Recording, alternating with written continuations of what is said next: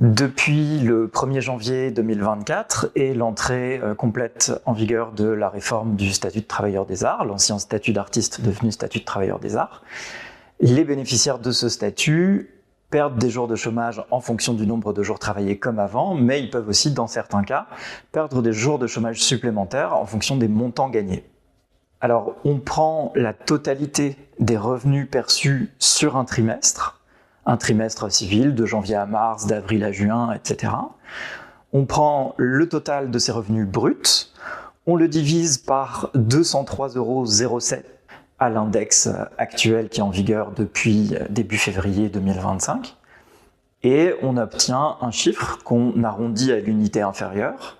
et on déduit de ce chiffre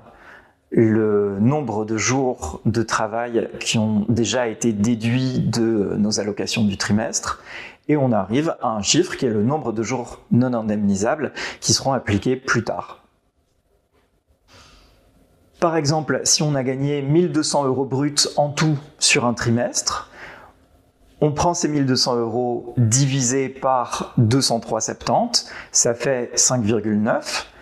arrondi toujours à l'unité inférieure, c'est-à-dire 5. Et si on a travaillé 3 jours en tout sur le trimestre pour gagner ces 1 200 € bruts, eh bien on fait 5 moins 3 et on arrive à 2 jours non indemnisables qui seront appliqués par la suite. Il y a une exception qui existe pour la sous-commission paritaire 30301, mais pour ça, je vous invite à aller voir les documents explicatifs de l'Union des artistes sur notre site.